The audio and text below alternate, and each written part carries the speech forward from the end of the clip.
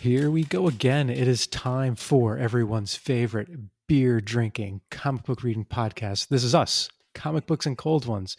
We are back. We are the beer podcast with a comic book problem. I am one half of your host. It's me, KMac, and I'm joined by the most awesome co-host ever. I am going to go with a nickname of his choosing today, Yakandu. How are you doing, sir? Pretty good. KMac's the Aurora. Oh, that wasn't that good. I was going to call you Yex, the Destroyer of Beer. That which is appropriate, I think. Beer Royer. That's what I was going Beer for. Royer. Yek. KMac's the Yek Royer. How are you doing? I'm doing well. I'm really looking forward to this show today. It's been too long since we've had a beer together. So back in the seat, back in front of the microphone, got some cold ones in the bucket, and ready to talk about all things fun, comic booksy and beersy that we're up to, and to inform our fan out there of all he needs to know or she needs to know about a unique time of year. And that time of year, of course, is the summer blockbuster, as we call them here, summer beer busters in 2023. And we are covering, to fill in the gaps for people, Guardians of the Galaxy Volume 3, which is coming out this month. Yeah, coming out in a couple of days from when we record this. So hopefully we'll be out on time and everyone can, listen to this before they go watch the movie. Otherwise, they're going to be so confused. They'll have no idea what's going on. They will not know what's going on because only we are the unofficially endorsed podcast of Guardians of the Galaxy Volume 3 by Peter Gunn. Yes. Close enough. That's us. Well, we are the unofficial endorsed podcast of Guardians of the Galaxy by Volume 3 by Peter Gunn. Yes, we are. Yes, that's us. The one and only. Yes. So you're tuning in, getting the behind the scenes, what that all that endorsement has to offer with it. So that's what we're going to be talking about, filling you in and getting you all up to speed. And of course, if you like this show, you know where to download us because you're listening to us now. But you can also contact us and talk to us about everything that we're doing and suggest beers, rate us, and all the good things at our Twitter handle at CBCO_podcast. Shoot us an email at cbcopodcast@gmail.com, or like all our pictures of our frothy beers and witty post on Instagram at comicbooks_cold ones. You should definitely do all those things. Yes. We love hearing from everyone. It's so much fun. Now, we have, as we do every episode, we do a shout out from a new download we've had from a new place. And this shout out goes to you, listener. You're so lucky. You live in Heath, Ohio. I can't believe it. Now, Heath is in what county in Ohio, Yek? I know you know all things about Ohio. Is it in Kissing or Hugging or hicking? What's it? It's Licking County. Licking County, Ohio. What do they lick in Heath, Ohio? Well, that's obvious and on the nose, isn't it? They only lick Heath bars, of course. Of course. And earthen mounds, of course. That's now, a little dirty, but is the Heath bar named after Heath, Ohio? Ooh, that's a good question. It's got to be, right? I've never actually had a Heath bar. What's in a Heath bar? In a Heath bar, it is a candy bar. That's a toffee candy bar with chocolate covering. Oh, no, I've had a Heath bar. Now that I see it. It's not often, though, because they're not my thing. But yeah, I've had debuted in 1928 by the Hershey Corporation, and it is named after its inventor, L.S. Heath. They should have just called the bar L.S. That would have been awesome. It should have been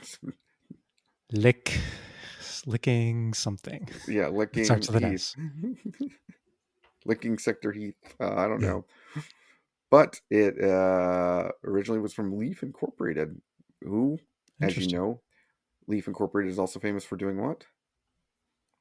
Making baseball cards? Yeah. All right. What do you know? I haven't run the gauntlet in a while, but I'm doing all right. Touch all the bases. But, people in Heath, Ohio, I bet every Halloween, that's all you get from door to door, right? And Heath bars Local And so, ordinance. or there's like one person that does it every year and finds it cute. So he uses the word Heath. You get a Heath bar, kids, and like everybody's probably sick of Heath bars, like and wants to burn that person's house down. Yeah. Would it kill you to give me a goddamn Butterfinger this year? Baby Ruth, Give me please. a baby Ruth. Looking at what's going on in Heath, Ohio, it seems like the most fun thing to do would be listen to the show. Yes, and we're So here for them. we are. We are. Shout out to you. Thank you for the download. We really appreciate it. Yes, and you're going to learn all about Guardians of the Galaxy today while we drink some beers that we picked out theme for this show and to spread the joy of beer loving all around you. So Now comes the favorite part, my favorite part of the show. yes. We get down to business. All right. Do you want to go first? Sure. Did you bring a beer today too? I know. This is a podcast where I only drink water. Nice. All right. Well, this is the beer podcast with a water problem. Not again. Oh, well, my beer is out of Tampa, Florida. It's a local brewery. You may have heard of it. It's not so much local anymore, but it's a little brewery called Cigar City Brewing. Okay. Yeah, I think I may have only had maybe two others from Cigar City on the show. I know I had their margarita beer, their guava beer for the Secret Wars show we did. But this beer, I think you also had Cracker for one of them also. No, I haven't done Florida Cracker yet, not for the show. I'm waiting for the perfect episode for that. I did not know there was going to be a perfect episode. There'll be a show about a dumbass somewhere. And when we do that show on Whiplash. Yes. And we have Mickey Rourke as a guest to come and talk about his turn as If Whiplash. In Iron Man 2. Yes. So my beer is called Cosmic Crown. It is a Belgian-style strong golden ale. Now, this beer came out about a year ago, and I've seen it in the store a few times, and I was saving it for when we did a show cosmically themed. I was hoping that maybe I could save it for Infinity Gauntlet, but at the rate our pub crawl is going, I don't think this beer will be in existence in 10 years by the time we get to Infinity Gauntlet. By the time we crawl that far down the line, we will be having beers in outer space. Yeah. So we just qualify all beers as cosmic then. Yeah. So I think listeners are going to get like a snippet into our show planning here. So if you're doing a pub crawl, are you necessarily going in order? You've had so much to drink, right? You're just going wherever. So who's to say we have to do that in order? Well, you don't, but then there's the fan who will be completely confused, who waits around every 2 years to get that one episode of the podcast, and he'll be driven insane thinking he missed one 2 years ago and frantically be looking for the hidden episode, and that creates a whole new quest. So how much fun would that be for that listener? The quest for the hidden episode. Yeah, the quest for the hidden episode. It's out there somewhere. All right. So we've got to find it. Table that for now. It's like one of those horror movies that, they've lost the movie of the killing of the angel or whatever, and you got to find it. But you can't watch it because it'll burn your eyes out. Oh, yeah, that old trope. Yeah. So this beer, as I said, it's Belgian-style strong golden ale. And I'm going to read the summary from the website. It says, we've taken inspiration from beyond the cosmos for this golden-hued, strong golden ale and added galaxy hops, which is thematic for today's episode, to impart passion fruit and peach qualities to its profile of ripe fruit and light peppery spice. This deceptively devilish beer of formidable strength delivers tropical notes and a hint of spice that's enjoyed by princes and paupers alike, and Star-Lords, I guess. Oh, indeed. Indeed. Now it comes in at 9% ABV. Yeah, so boy. It's going to be a fun one tonight. 36 IBUs, 18 OGs. Yeah. And then 13 SRM, which I don't know what that is. What's that? Do you know? Oh, we've covered it before. I'll look it up. I think it has to do with the opacity, if I remember right. Standard reference method, the method of color assessment. Yeah. So how much the opacity and color quantities, 13. And it has the aroma of pineapple, bubblegum, dried flowers, and a hint of black pepper. So have your emergency numbers ready because at times I may or may not have been allergic to pineapple, and this has pineapple aroma. So I'll have that EpiPen ready for the show. This may be the hidden episode that you can never find because it's the one that put KMac under for drinking a beer he's allergic to. Yes, And of but course, that's what I'm going to do for these listeners. I kept the show going for the fan. Yeah, yeah. I You did just not. if you see me fall over in this chair, you just keep going. I am not calling anybody. The show must go because we got to get this out on time to inform people about the Guardians of the Galaxy and cosmic things. And Yes. I will be joining you in said cosmic quest. Oh my goodness. I went to a little brewery over in Calvert County, Maryland, on a little side vacation that I took a couple weekends ago. I was pleasantly surprised wandering this brewery that's, standard in an industrial park in the middle of nowhere, kind of, turn off a bridge as you cross a big river, and it's Molly's Brewery. And everything I had there was surprisingly really good. I was impressed of what Nice. they made. And I actually really liked this one. And this one is called Galaxy Queen. Okay. It's named Galaxy in it. Queen. Yep, Galaxy Queen. Oh, and Cosmic Crown. That's It's nice. Cosmic Crown. So you put Teamed up. the Cosmic Crown, the Galaxy Queen, to get yourself a double dry hop blonde ale with Galaxy and Citra hops.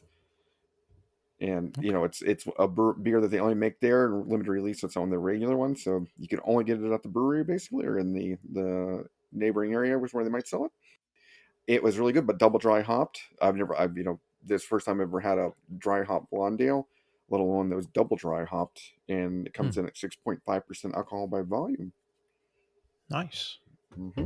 And you've had it before? I had You it at tried it? the brewery to Okay. test it out because I knew you'd be talking about this, and I was Okay. like, "Hey, that sounds like a good name for a beer." And I was like, "I will take that, sir It's a or good madam." idea. Yeah, I haven't tried mine yet, so this will be the first time. Okay, All you right. ready You to ready open to these crack up? it open? Yep. Yeah.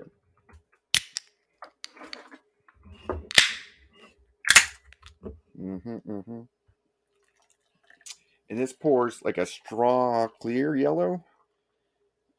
Like for a blonde ale, it's less blondie and more strawy in color. And I think that's the dry hopping, the double dry hopping on it. Oh, look at that. You can smell the hops right on the top, especially the Citra hops. I'm not that big a fan of Citra hops, but the Galaxy hops I am. And their Galaxy hops are very, very potent. Yours is a nice golden ale Yeah. color. Yeah. Yeah, it's pretty good. I can That definitely is a taste the 13 on Galaxy the hops. SRM scale if I've ever Yeah. seen one. Yeah. Yeah. 13 all the way. Yeah, I can taste the 9% ABV more than anything. Is it on a scale of syrupy? When you get a strong ale, strong Belgian ale, they can kind of get syrupy. From Mrs. Butterworth being the most syrupy down to say water. What scale on the? Well, it's definitely closer to Mrs. Butterworth than Okay. water. It's pretty syrupy. Okay. You get that, like, I get a syrupy taste in my mouth after I swallow. I don't In my taste any of the passion fruit or peach yet, but I think I probably just have to drink it more. Drink a lot of it. You're gonna have to double down to really get in on those fruit flavors.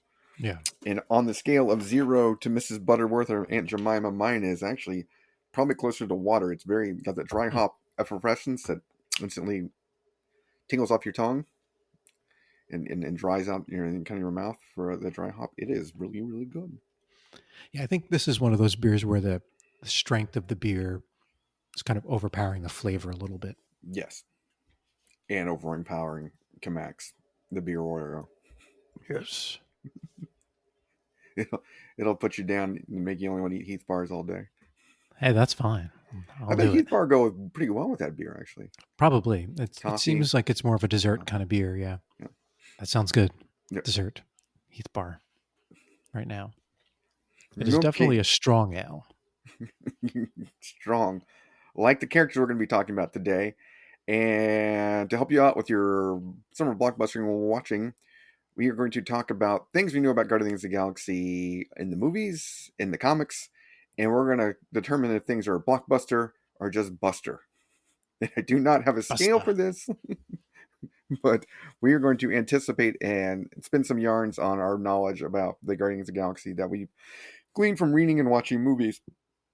There is no form today, but to kick it all off here, to give you some background, the Guardians of the Galaxy that you see on the movie screen are not the original Guardians of the Galaxy, are they, Wait, KMac? what? Are you serious? Yes, I am. Holy crap. Yeah, the original Guardians of the Galaxy debuted in the 1970s. That's correct, right? 1968. 68. My Yeah. goodness, they're old. Yes.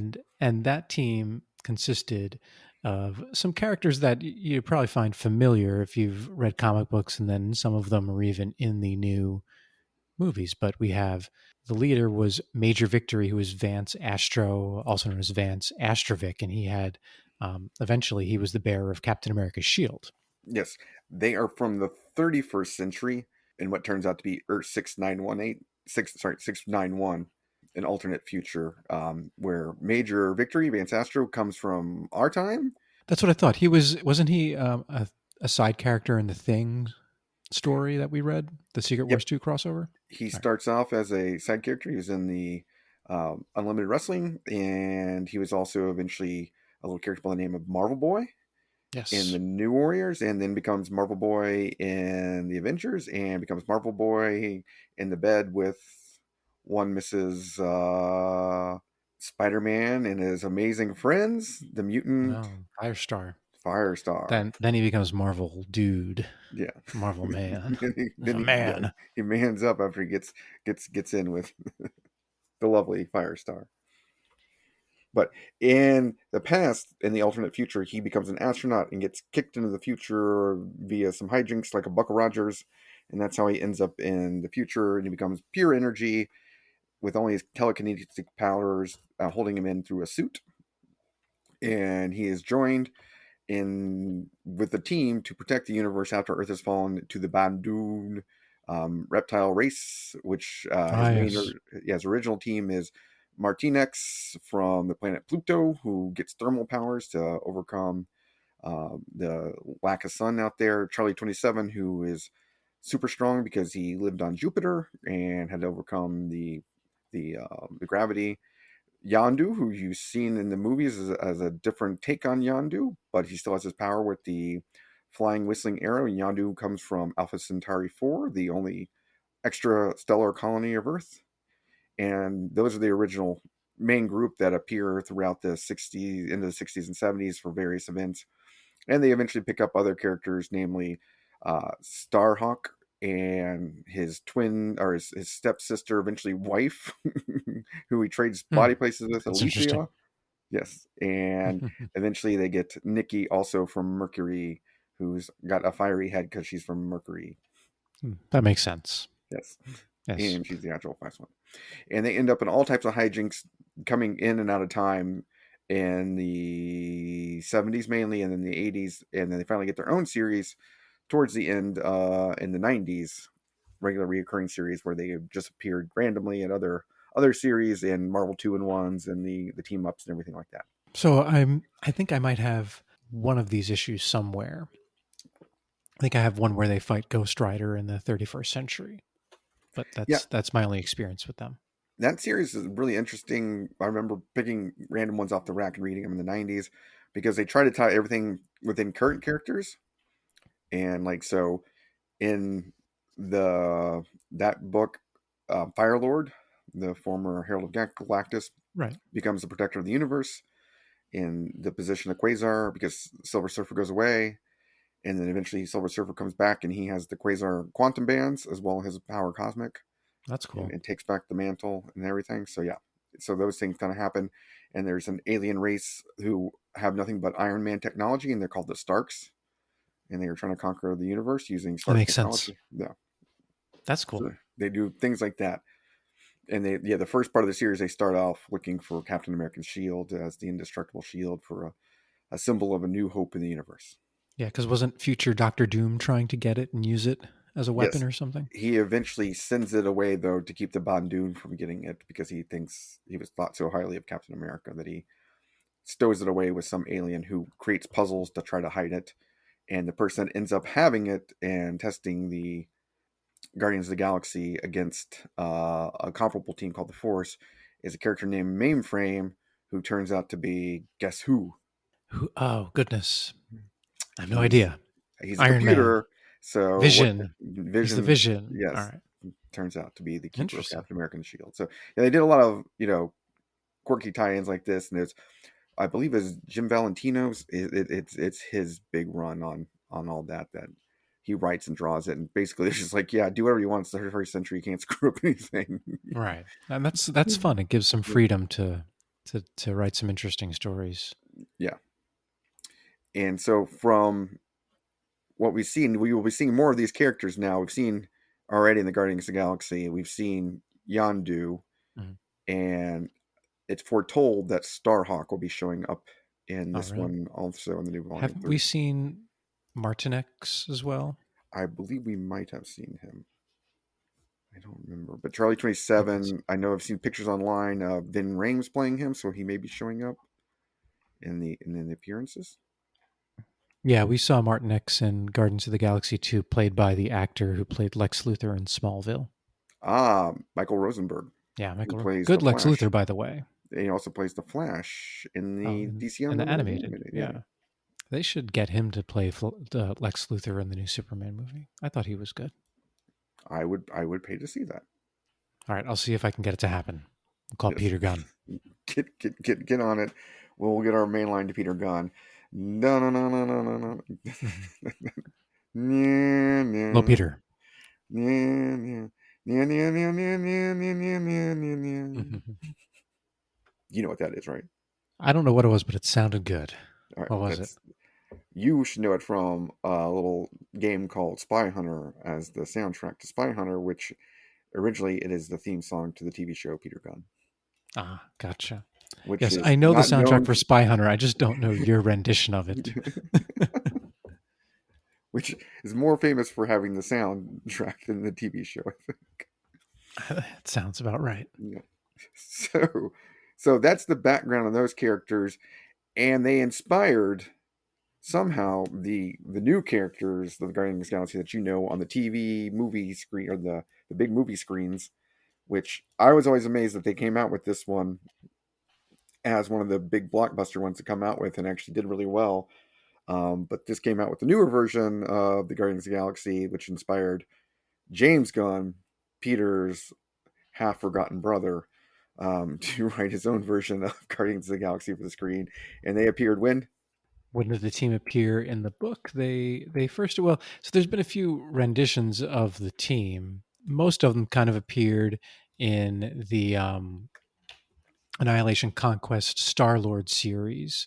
That was essentially Quill, Rocket, Groot, and some other characters. Then there was another version of the team that included Groot, Rocket, Gamora, Drax, and Quill, and that was in the first Guardians of the Galaxy series post Annihilation Conquest.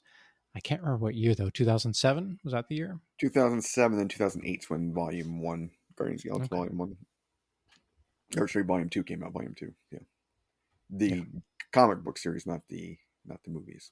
Right.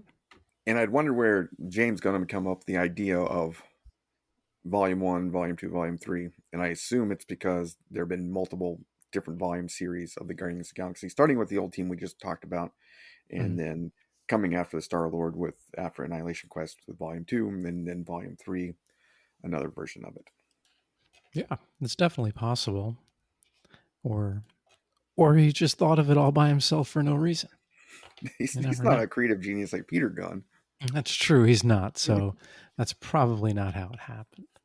So yeah, you were surprised when they took like this weird conglomeration of characters and decided to make that their next attempt at a blockbuster movie. I was too. When I went into the first movie, I had no idea what to expect, and then like as soon as it started, I'm like, oh, this is obviously going to be great Yeah. because it just the way it started, it was like, oh my goodness, something completely unexpected.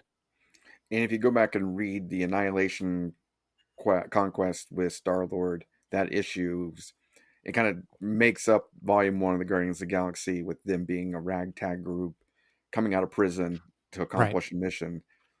They don't follow everything literally with that, but it finally kind of gets agglomerated. So what James Gunn's been doing is picking and choosing and putting together things like he wants. So like one Yeah, of the big different themes with different yeah. characters. Hmm. Yeah. Yeah, it's worked well. It's worked well, yeah, because then that, like you said, in that first series, they're all prisoners of the Kree. Yeah, and I didn't get to tell you, but when I covered in the old team, their first big villain in the first two issues is one of KMac's favorite villains that they face. He's a member of the Stark, and that would be Taserface. Taserface. Yes. And that is his Oh. name, Taserface. So Taserface debuted in the 80s, I mean the 60s in the or 90s, in the in 90s. the Okay. in the first few issues of that 1990 series of the Guardians of the Galaxy. That's so Right. funny. I never ever thought to look him up to see if he was actually Mm-hmm. a comic book character. I don't He know why. I is. always do that. I don't know why I didn't He's do that. I thought it was the just, most vicious warrior of the Starks, that's so funny. who falls in love with Taserface. Nikki. And Oh, also that's speak. so good. I'm so glad I know that now. Yeah, yeah. So your dream of maybe having a team up with Taserface and Razor Fist, who's also a real character, Yes, I did know that one. can happen someday, That would be somewhere the between the best. 31st century and now. But now we get into the meat of the matter. So yeah, everything starts out with Peter Quill, Star Lord, Blockbuster or Buster, So, Blockbuster being good, Buster being a Buster. not good. Yeah, Yeah. a bust. Well, I mean, so Peter Quill, Star Lord, you know, for the movies, obviously he carries the movies. At least he carried the first movie. That first, scene with him as an adult going to steal the Infinity Gem from that planet, dancing to the music on his Walkman. Great stuff. So blockbuster for the movie and in the comic books too. Like they eventually, like he started out in his first iterations not quite as the sarcastic, lovable Han Solo type character that we get now. He was more of like an Adam Strange analog, wasn't he? Yeah, back in the day, he was Yeah, basically the man from the stars who can do things, and he gets cybernetic implants, right. which the Kree eventually rip out of him so he can take on the Phalanx in the Annihilation Conquest. Yeah. And they make him out, though, to be, that's when he starts to be slightly cleverer than everybody else. Like, in the prelude to the Annihilation series, he's put himself in prison, in like the worst prison in the galaxy, which Thanos also puts himself in there. And he doesn't know why Oh, cool. Thanos is in there. And so, yeah, that's an interesting. Interesting. That's for killing that moon of people to defeat the fallen one, correct? Yes. Okay. Hmm. And That's a whole Thanos, nother story. and it turns out Thanos is in there because the essence of the Beyonders also locked themselves in this prison. Oh, interesting. The Beyonder. Yeah, Hmm. the one that's from Beyond. Yes, But I from agree. Beyond. Mixel Peter Plug. Quill's probably gone from being Buster to more Blockbuster, both in the comics and the movies. Oh yeah, I don't know. I think mainly maybe influenced by the movies. I think his later versions are definitely more influenced by the movies because in the first main series where the team consists of Adam Warlock and Quasar, he's he's not the like sarcastic funny guy that we know now. He's got He's a a little very bit of that serious. though. Yeah, He's got a little bit of that. a little bit of a little bit of the snarkiness, but Yeah. not as much as we've come to love with him. Definitely, definitely blockbuster. What do you think?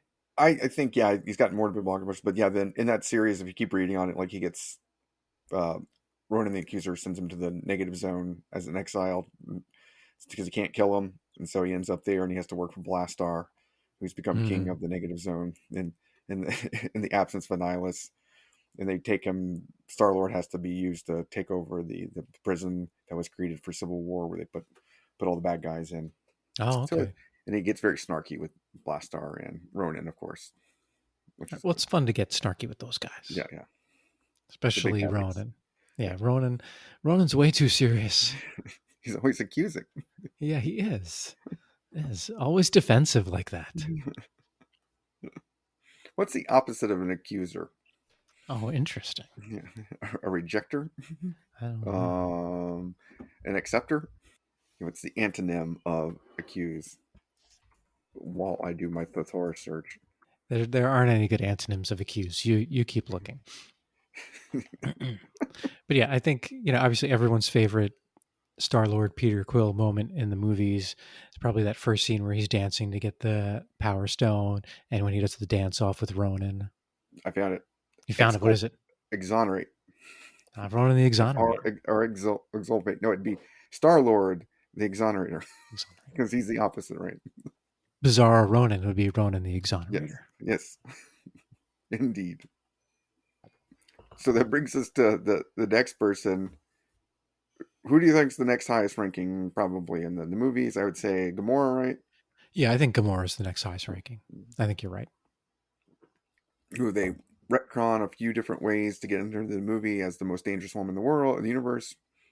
Make her Thanos' daughter. In the comic books, she starts off as just the most dangerous woman in the universe, and eventually becomes Adam Warlock's main squeeze. Right. In the 90s. And then in the Annihilation series, she ends up becoming the most dangerous woman in the world and ruling a planet. And she Oh, wow. brings together a bunch of lady warriors along with her, which ends up being also Nebula, who's been reconstructed cybernetically, who is Thanos' granddaughter. Granddaughter. Do we know that for certain? Yes. Or no? We do? Yes. Okay. Because Yeah. a lot of the stuff I read a long time ago was always rumored that she was, or she was self proclaimed Thanos' granddaughter, but not necessarily confirmed. Yes. And so she has to get rebuilt because remember, in Infinity Gauntlet, Thanos like destroys her body or whatever and keeps her Yeah, tethered half on life and not life, as a artwork to death to try to impress her. that's right. And we'll talk about Nebula in a second. So I don't know anything more about Gamora than that. I've read all the Infinity things, and I never get anything past the character other than she likes knives and stabby. She does like to do that. She does like to kill. She was trapped in the Soul Stone for a little while with Adam Warlock and Drax. And yeah, that's about all I know about her. Either or two, she has green skin. She's played wonderfully by Zoe Saldana. Oh yeah, I think the character in the movie I like better than the character in the comic books. I think they flushed out that character a little more. With, I mean, and even in the comics, I suppose now after the movie, they've been able to flush her out a little more, give her some more personality and better backstory. But Mm. overall, I mean, I hate to say bust, but probably closer to a bust than a blockbuster. That's what I'm saying. Gamora probably can't carry this series alone, even though Zoe Saldana should be able to carry any series by herself. Maybe And just not as Gamora. yeah, yeah, she's a little too flat, which is his opposite of Zoe Saldana. So I'm just saying. But yeah, Yeah, I would, Buster. I would have to agree. We'll bust her now. The Not just Buster, bust her.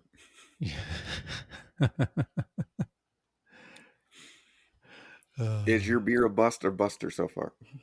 um, the more I'm drinking of it, the better it's tasting, Yes. which is usually how it works for me in beer. But yeah, I can taste a little bit of the maybe the little bit of the peach is coming through. It's still syrupy though. You can still taste those fruits and you're starting to taste them. You've searched across the universe and you found them. I have searched across the universe. I'm not finding any pineapple because I'm still here, everybody. But finding the peach, finding some passion fruit, perhaps. Which brings us to another person with a passion, and that would be Drax the Destroyer, Yes. who has one passion in destroying. Of all the characters that's gone through changes in Marvel, the most amazing one to me is Drax the Destroyer. Yeah, and the character is so much different from, at least, well, there's the same now, but the current Drax the Destroyer is so much different from the original Drax the Yes. Destroyer. And so Jim Starlin created Drax the Destroyer. And basically, Drax was the idea, not Thanos. He came up with the idea for Drax. Basically, is the whole point to have Thanos that he wanted to create a character that was designed and created only to do one thing, and that's be the destroyer of this one other guy. And Mhm. then he took Thanos basically as an analog to Darkseid from DC Comics, He doesn't hide any of that. Yeah. he's pretty on the nose about saying, "Hey, yeah, dark side influenced me to come." But Drax was the impetus of it, that he wanted to come up with this character that was, there was something so evil that these people had to make something that was a weapon that was only supposed to go after one thing.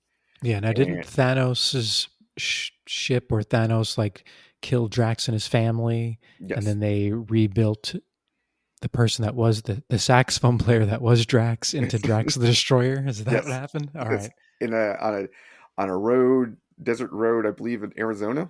Right. I think that's what my recollection is too. Something like that. And his daughter does not die, No. and she becomes Moondragon, Yep. Baldy Moon Dragon. Bonnie Moondragon, who becomes Queen Bee of all the ups and downs that the Avengers have, often in the 70s and early 80s, who eventually becomes the love interest of another character we'll discuss, the redo of Quasar, and then they get reunited. Drax being the father to Moondragon after Moondragon dies in the Annihilation Conquest.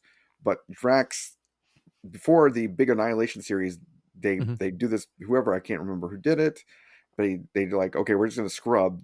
Before, Drax was a mind dummy character that was supposed to just be destroying, had very little control over his urges.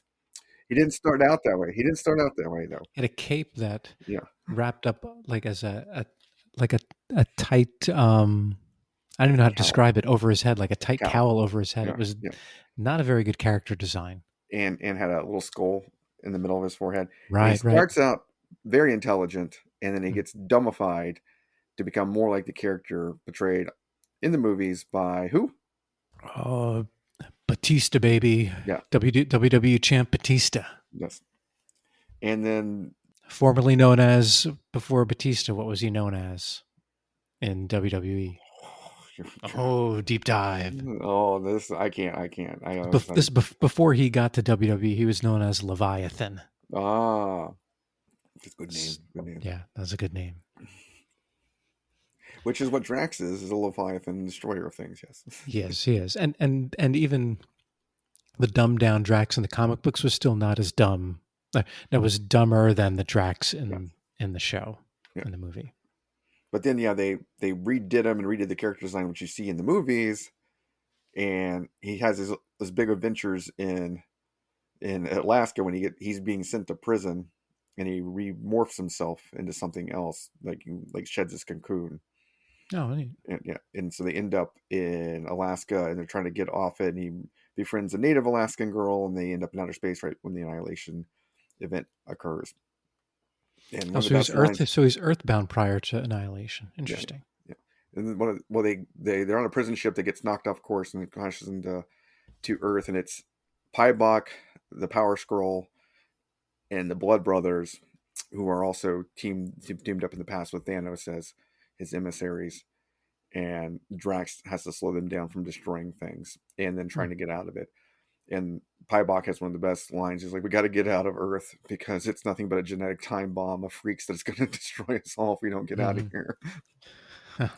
In reference to the mutant problem, and Yeah, like that's everybody's already funny. decided they got to isolate Earth because it's going to be a bad place to be. So So I think so. We're getting to a point with these characters where I know some of them, and I know a lot of this from my '90s reading, but as primarily an X-Men book reader, and there being so many X-Men books, it's really taken me out of Cosmic Marvel, unfortunately. So I need to brush up on this stuff.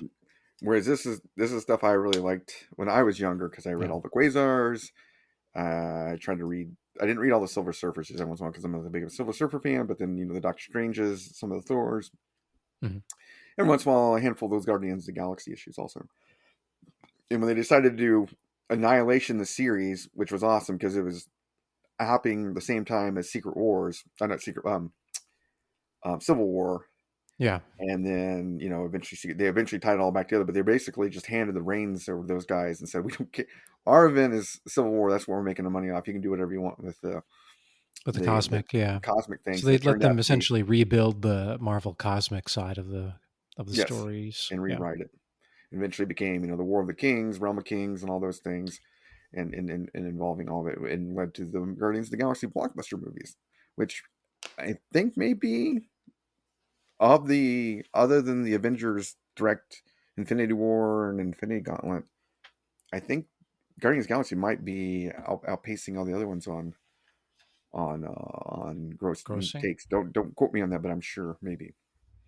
But to go back to Drax, I think he's a character that started out Buster, then became Blockbuster, but I don't know if he can carry a movie by himself as a blockbuster. What do you think? Can Drax carry a movie by himself as a Yes. blockbuster? I think he might be able to carry a movie by himself, but I don't think it would be a blockbuster, if that makes sense. Like, Okay. yeah, probably not. So we're gonna put him in the Buster category, like Gamora. Yeah. And you're looking up those numbers, aren't you? I'm looking up those movie numbers. Yeah. And I'll bring it to our next character that we were kind of evaluating. And I think I'm already going to say Blockbuster, Rocket Raccoon. Anytime you have an anthropomorphic rodent in Scavenger, that's my favorite by far. And and the wacky characters they had made in the '70s out of nowhere that nobody knew what to do with, and when you get the Star Lord Annihilation Conquest series and he's in prison for stealing things, and like, yeah, you got to get teamed up with some people, and they're like, you get the raccoon. I mean, that's that just makes my day. Yeah. Yeah. I like Rocket Raccoon too. He's a lot of fun. Yeah. I don't know anything about his backstory, though, except he's been around Well, for a while. he starts out life as a raccoon. He does. And then he's experimented on, taken Yes, apart, put back together, enhanced, weapons expert, super intelligent, and super sarcastic, super funny. yes, He's like the reverse Chewbacca to Peter Quill's Han Solo. that's a good way of looking at it. Or I would say he and Groot form the Oh yeah, Chewbacca team, maybe the yeah. Chewbacca component, Team Chewie. like the Master Blaster segment. Master Yes, Blaster Master Blaster. Chewbacca, yeah. Master Blaster being a reference to that great movie, Mad Max Beyond Thunderdome, Heck where yeah. you have the Master and the Blaster. Two men enter, one man leaves. Yes. Those are the rules of Thunderdome. Everybody knows that. Yeah. We have a bit of a segue. We have a lot of coffee mugs in our house, right? Hmm. So we have the Thunderdome of coffee mugs. One mug enters, one mug leaves. So if you get a new coffee mug, you got to throw one away. Ah, what was the last one that did not leave, that did not make it out of Thunderdome? I can't say. I wasn't supposed to throw it away. No It's a one's secret. listening but the fan. You can tell us. What No, was on let's the just coffee? say, let's say it didn't belong to me or my wife or my kids, Did but it have that other person that lives in my house. did it have clouds and fairies and an affirmation saying on it? It did have an affirmation saying on it. It was an exonerator, not an accuser. "Ah, you're so good at this. what what was the affirmation? We got to know. Oh, geez, what was the affirmation? It was oh, it said emotionally gifted. Ah, Mm-hmm. not gift enough to get out of Thunderdome. No, no, no. It did not survive Thunderdome of coffee mugs. Now, when they don't survive, do they just go to the Salvation Army or the Goodwill, or do they go? Do they actually get smashed and back to the clay that they were once from? Generally, my preference is to Goodwill, but sometimes you just got to be sneaky about it. It can't wait in the Goodwill box. It just got to go. It's got two mugs in her, one mug leaves. No, no, no. You can't have two for one. We would overflow with these things. So just Yes. one mug and one mug leaves. It hasn't been discovered as missing yet Well, for like 5 months. knock on wood, you do not get accused of being emotionally gifted. Emotionally Yeah. not gifted, So I hopefully should say. that phrase never gets mentioned in this house again. Well, I am scheduled for a visit. You are. That would be hilarious, though. What's your EG there, Kevin?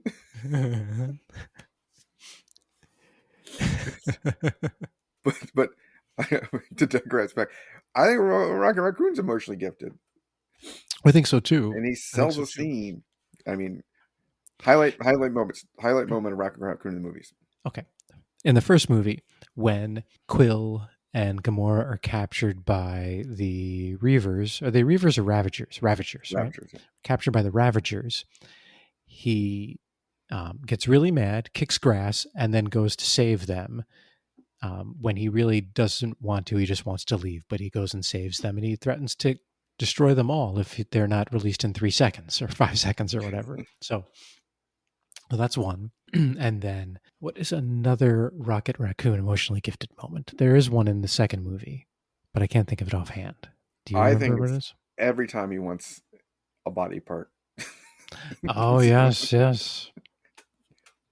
Wants that guy's leg, that guy's eye. Just for the But, that's the emotionally stunted, not emotionally gifted. No, I mean, humor is very important. It's important to keep these are very dangerous circumstances, very stressful moments. You got to keep them light. You don't keep them light, you're not going to make it out. Who voices Rocket Raccoon in the movies? Bradley Cooper. That's right. Very interesting. I forgot that. He does a good. I mean, it doesn't sound like him at all. It's a good voice. And he does sound like, when I read the comics for Rocket Raccoon now, that's the only voice I hear. Yeah, me too. Yeah. And speaking of like dynamic voice actors, like this, the person who voices the next character, what a dynamic and great voice actor he is. So are we taking Rocket Raccoon and Groot as a team then? I think we kind of have to, yeah. And I think we can both agree those two could be a blockbuster, can carry a movie themselves. Yeah, I think so. Yeah. Because they're instant buddy flick. Yeah. You have one guy that can fill all the time talking, and one guy that only has to say 3 words. Yeah. And that's probably for the best, because I don't know if he can say more than 3 words. So in the comics, he does mainly say "I am Groot," but he also does say a few other phrases like "Groot help" and something. Yeah, like well, that. And he says, I've seen him say "You are Groot," and in the first series, in the Annihilation Conquest series, he's talking in full sentences because he believes he's aristocracy of Planet X. Yes. Yeah, until he gets wiped out in the Annihilation Conquest and turned down to a sprig. Then he has to learn his skills back, his language skills back. Yeah, he's doing pretty good. Yeah, but he is the ultimate. He is the ultimate antithesis of what you want for a guy that fights the Phalanx. You know, a completely technological society that can infiltrate anything. A giant tree is the way to go. Yeah. Now, do you think that they only have him say "I am Groot" because that's what they wanted the character to say, or do you think that is the limitation of the voice actor? The voice actor being the great Vin Diesel, yes, who has headed up, in my opinion, the greatest 9 movies ever made in a series. Are there only 9? There are 9. They're releasing a 10th one. Yeah, but he wasn't in one of them. One of them was Tokyo Drift, and it didn't have any of the main cast. He's there in spirit. He's actually not. He's not in 2 of them. He's not in 2 of them. Okay, so let me ask you this: Tyrese and Paul Walker made the second one because Vin Diesel thought he was trying to be a better actor and go on to do bigger and better things. Oh, really? And then they couldn't get Paul Walker or Tyrese to come in, or Twista, the rapper. Oh, okay. So, have you seen any of those movies?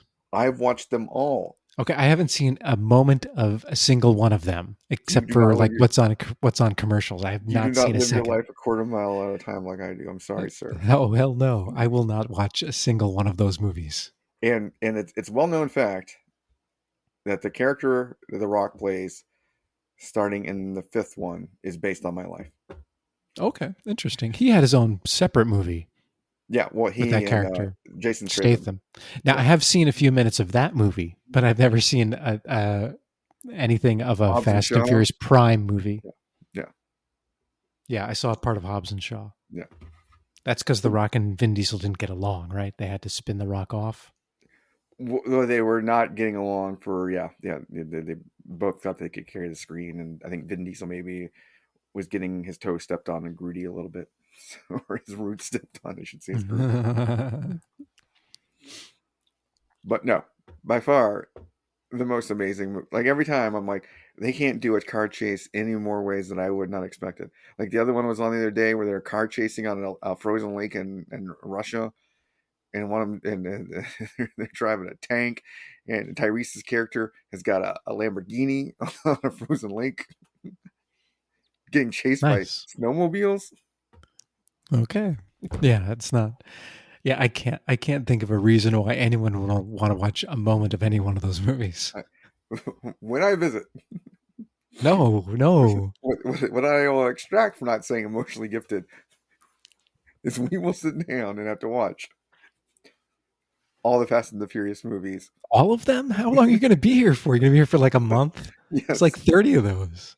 And we're going to invite Vin Diesel on to talk in the Groot voice the whole time. I am Groot. Yeah, but I like Groot. Groot's a cool character. Yes. And I can't think of, I think he may have appeared as a monster before in one of those Marvel Tales. He did. He appeared really early on in and I think it was in the early 60s, one of those first. The Strange Tales, right? Yeah. Before they had Doctor Strange, back when they were making monsters. Only in it. Oh, no. According to this, Annihilation Conquest, Star-Lord #1. Oh, that's wrong. Tales to Astonish #13, November 1960. I may be looking at the... It was a science fiction anthology book at that point. Yes. Back when they were making all the monsters.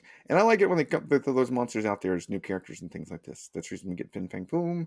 Yeah. We get a few other ones that pop up here and there. Yeah, it's good that they modernize them. Yes. There were some good ideas back then, some wackiness. Ooh, all of us, after I said wackiness, I felt like the 9% just take over my brain.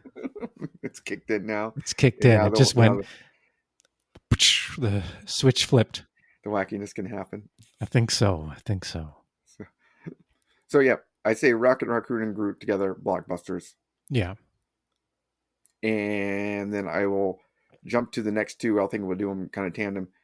Mantis starts out as a blockbuster in the comic books. Yeah, she's big into the Avengers stories, the Celestial Madonna. The whole Celestial Madonna arc, which also overlaps with Moondragon. Moondragon also is one of the candidates for the Celestial Madonna.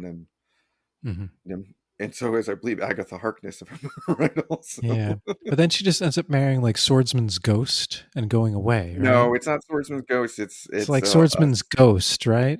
No. it's the plant person version of Swordsman Go the Kowalski. Oh, it's like Groot Swordsman. All right. Yes, exactly. Yeah. It's Grootsman. Yeah. Plant. Oh, and if you want to know more about Plant Man, listen to our last episode. Yes.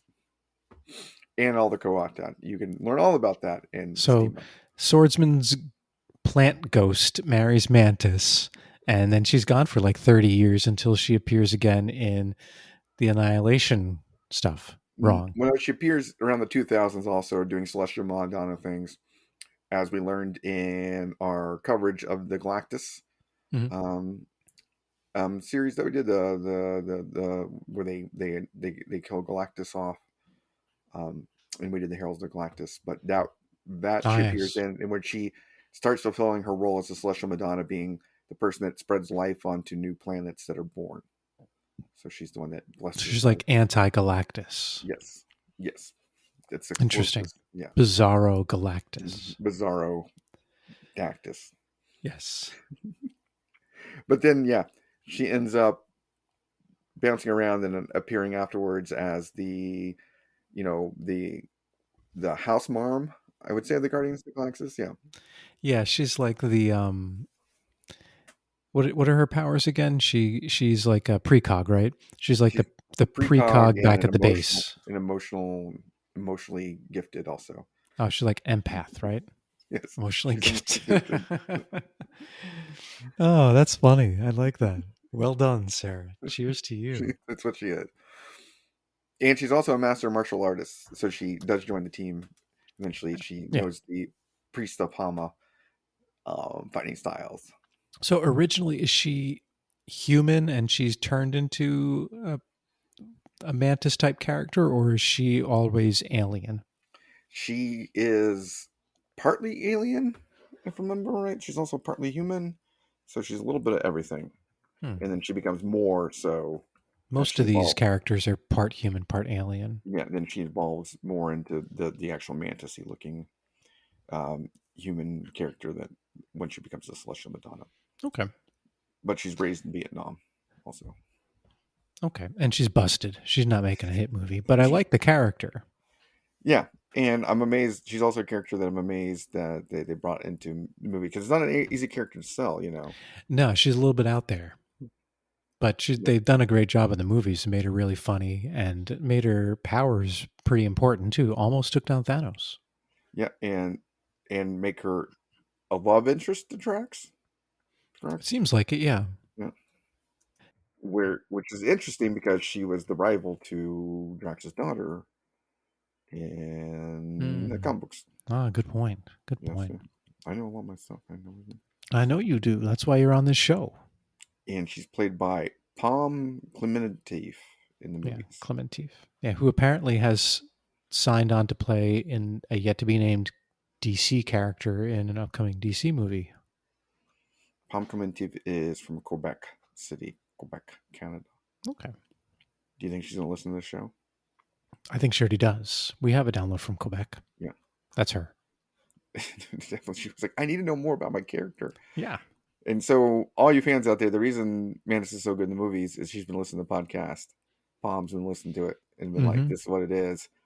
Peter Gunn, here's why I should be smart. Mm-hmm. A Palm, friend of the show. Yeah. Thank you for listening. So yeah, kind of a Buster character, but more so does grow into it. So Yeah. and then finally, the girl that joins the team at the end that we're looking forward to seeing more of is Nebula. Yeah. She did a cool face turn in volume 2, and which kind of continued. It was neat in Endgame how she got to play.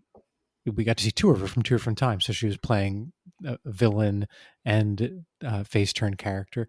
Now she can't carry a movie, but I think if you could make a TV show with her and Gamora going on some space adventures, I think that'd be a really cool sister show. I I would think watch that. it wouldn't be a blockbuster; it'd be a TV buster. But I think I think they Yeah. could do a Nebula TV show with Gamora Mhm. because you have good. Is Nebula the straight person or is Gamora the straight one in that duo? I think Gamora has to be the straight one. Nebula's just too funny. Yeah, but Nebula is funny, but she's not funny. She's because she's the Right? She's dry funny. yeah, she's dry She's funny. Yeah. yeah. Yeah. So I don't know who's this. I think it's like two straights in the comedy team, Mm. not other teams. I'm just comedy. Yeah. So for the people out there, when you have a comedy duo, the classic is the straight person and the wacky person. Yeah. So Laurel and Hardy. Dean Martin, Jerry Lewis. Yeah. Yeah, you have the yin and the yang. So, Yeah. but I think you have two straight ones. Mo and Larry and Curly. Mm-hmm. Mm-hmm.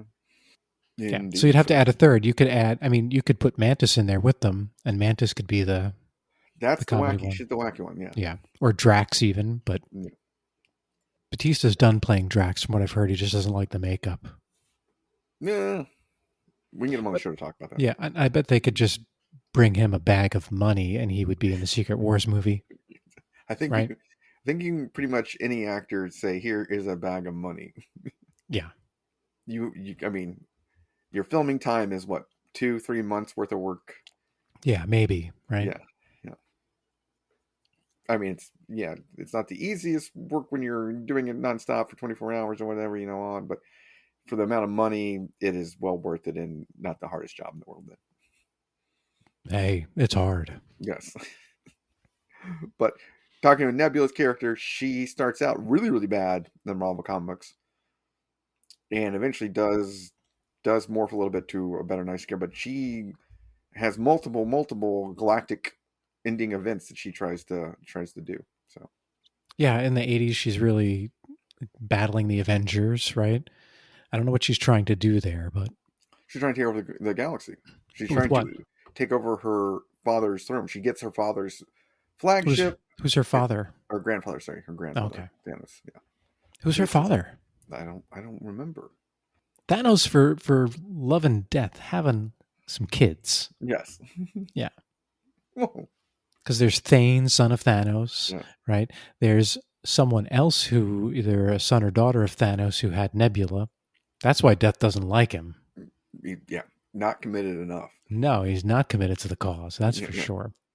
But yeah, and then in Infinity Gauntlet, she gets the gauntlet from Thanos, which is pretty impressive. She kind of tricks him out of it. Mm-hmm. Not for long, but she gets it. Yes. No, she factors in the 80s as a major character and into the early 90s as a major cosmic threat, taking over for her grandfather until Infinity Gauntlet when he comes back. Yeah, and she's not really cyborged up in those stories, but now she is in the comic books, right? Yes, right on Annihilation, when she's put back together, she is on the Gamora planet. The Gamora rules as one of the ladies in her cadre of deadly ladies. Gotcha. Cool. Okay, so we have a bunch of other characters that we've heard rumors and we know of because we've seen them somewhat on the screen. And we're going to do the quick hot takes on these. Yes. Adam Warlock, we know, has been confirmed, will be in the movie. Yeah, I'm looking forward to that.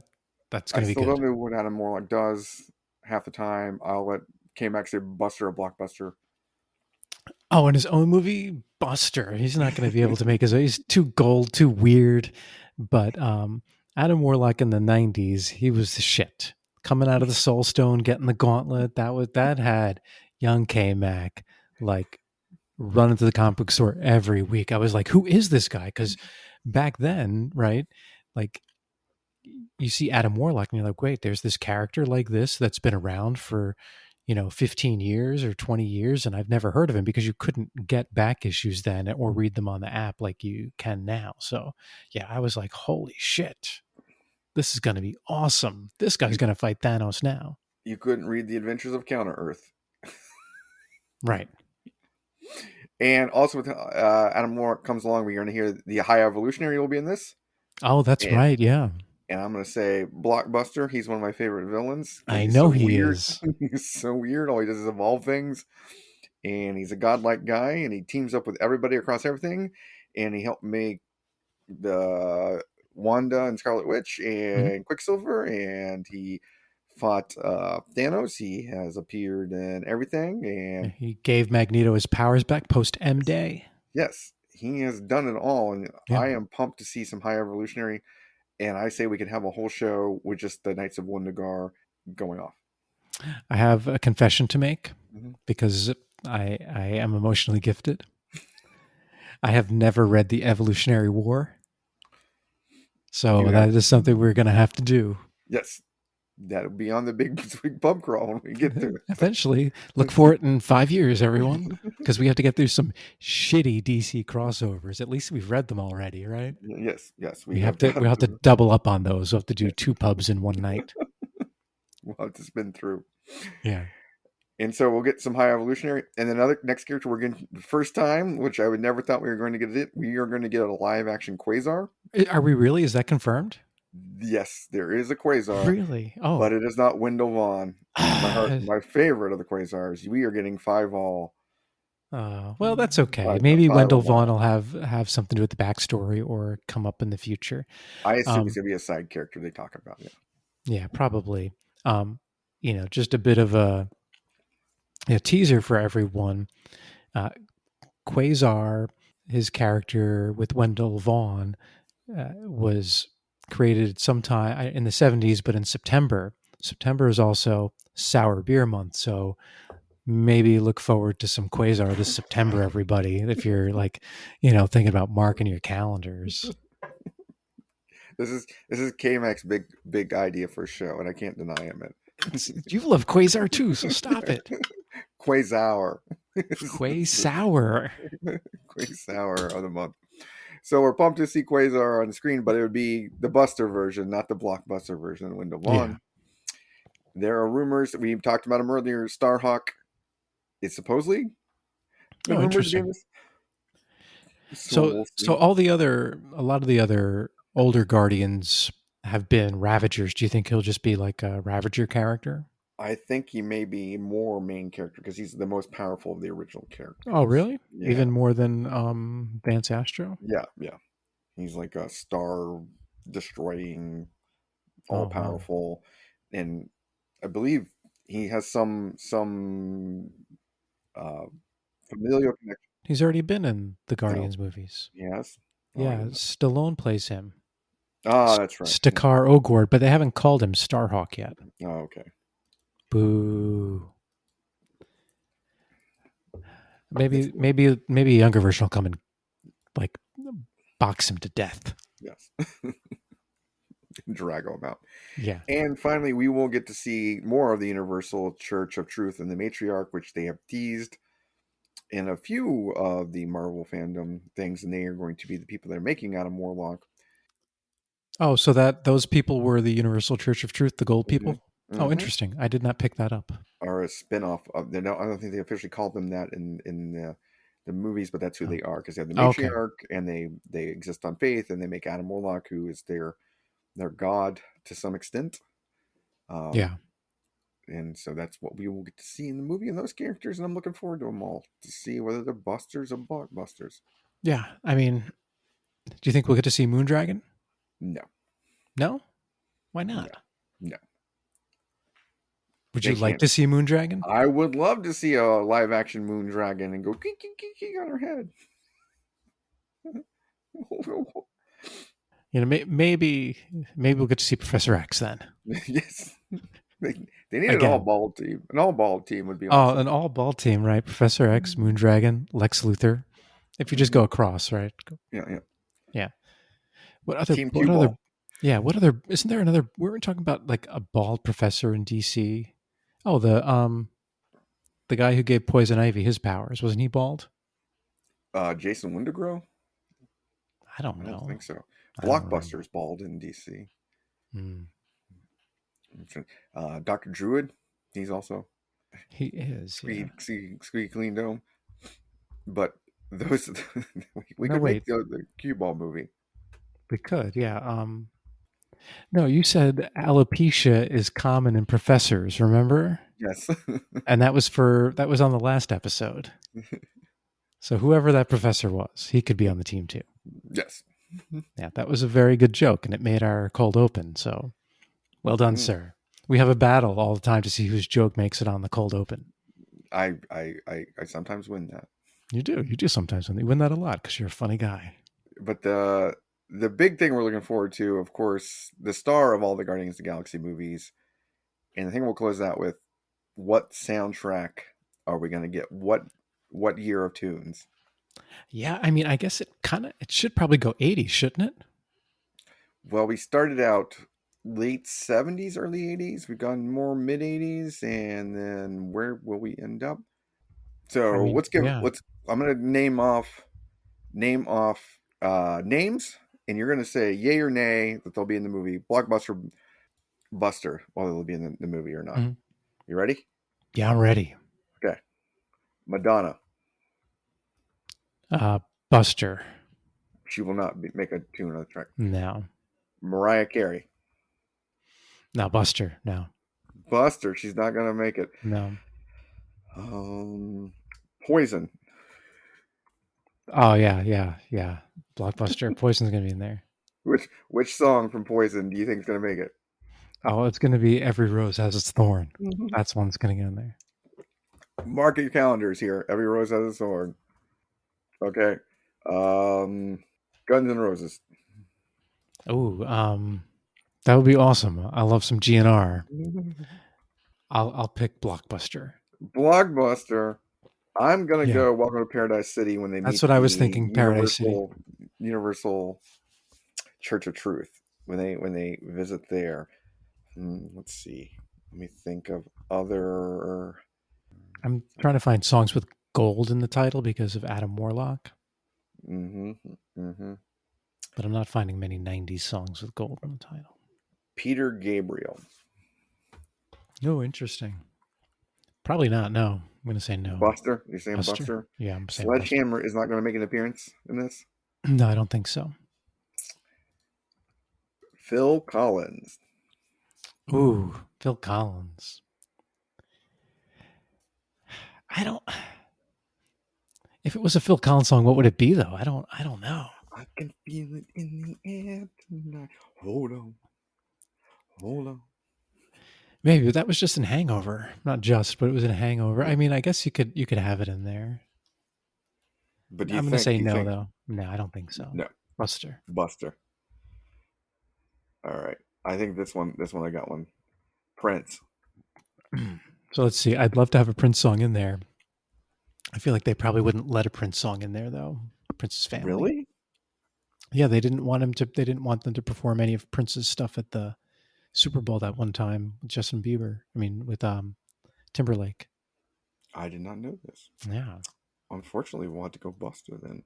Oh, there's going to be REM Shiny Happy People when they go onto the when they meet all of the Blockbuster. Universal Church of Truth. Yeah. Blockbuster. And Tom Petty. I'm going to say Busted because James Gunn, we know this from Peter Gunn, James Gunn doesn't use like very well, like all the well-known artists. Like he'll use something like Queensryche or something. Yeah. You know? Well, I was figuring Queensryche might be there. Silent Lucidity's got to be in Silent Lucidity, yeah. Yeah. I'm trying to think what were 90s Yek favorite bands. I'm also thinking Lionel Richie will make it in. Ooh, Lionel Richie. The Commodore. Yeah. Stuck on You. Yeah. Hello?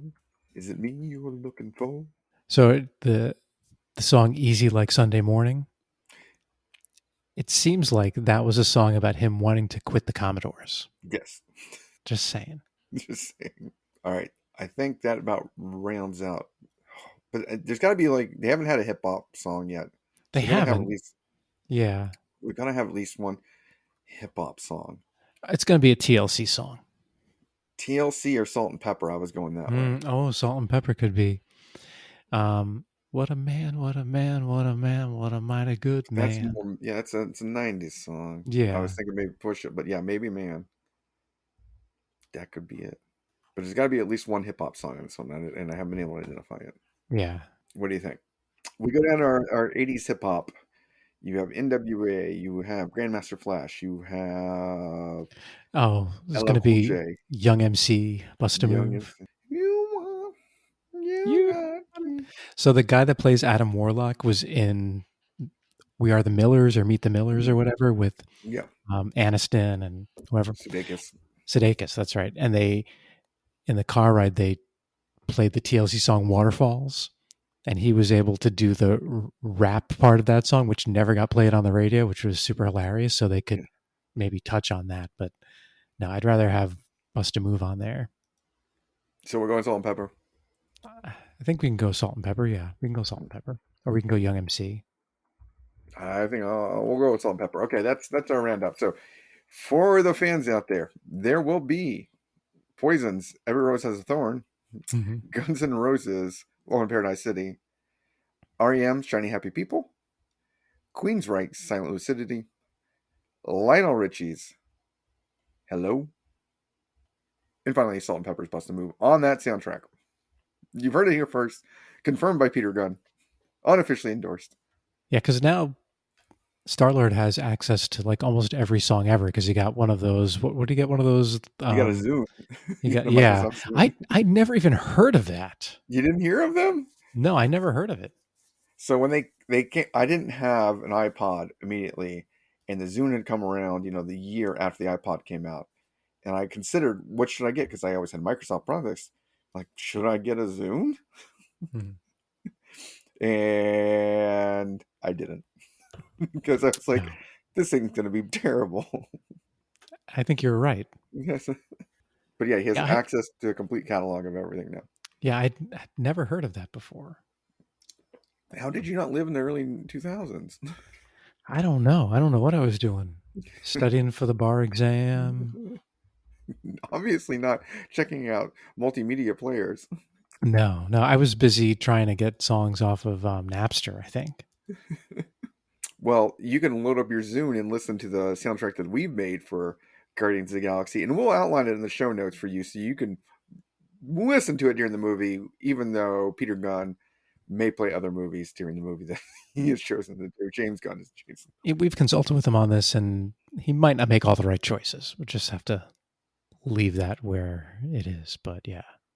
But hopefully we even given you a good guide to what is the blockbuster buster parts of the movie that are coming out, and be there on the opening day with the rest of us to watch the movie. Yeah.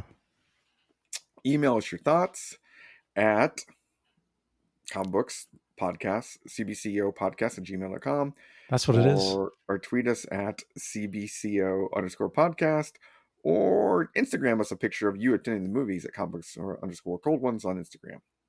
Yes, do all of that, please. And again, like if you have some beer suggestions for watching Guardians of the Galaxy, because some of these theaters will serve beer, right? You go to one that serves beer. Let us know, because we are always looking for new beers. And trust us, after 52 episodes, it can get a little tough to find a new beer. Anything with Galaxy hops is probably going to make a cosmic episode. Yes. From this point forward. Yeah. But do you have, let's do beer ratings real fast. Okay. What's your beer rating? I am going to say it's really, really good. Like I said, I've never tried anything, a blonde ale that was dry hopped, let alone double dry hopped. So it's a completely new style altogether. Blonde ales are very, nondescript lagery type beers, and this one, it doesn't have the bitterness of a double IPA or a hazy IPA, which are dry hopped also. It's just good. And since it's the Galaxy Queen, I'm gonna have to go. It's our pitch for a TV show of the three Galaxy Queens of Gamora, Nebula, and Mantis doing a road trip across the galaxy. Nice. I will definitely, if I come up and see it, we'll definitely have to go out and get some of those if it's not too far away from where you are. It is a good hour round trip, or hour trip there, but we can see the sights and pick up some crabs on the way and enjoy everything. It sounds Calvert good. County, Maryland has to offer. That sounds like fun. So my beer, it was good. I think the flavor was outweighed by the strength. So this was a Drax the Destroyer level strong beer. And I like that part of it, because once you get like 3/4 way through it, you're being launched off into the galaxy. You're like out there in outer space. And I can appreciate that. I like that a lot. So I'm going to give my beer the Drax the Destroyer rating for its 9% ABV. I am on the Milano, somewhere on my way to nowhere. Very well done. Yes. But hey, everyone, thank you for listening so much to our, like I said, 52nd episode. We've been doing this for a while, and we love it, and we're so glad you're listening. Thank you very much.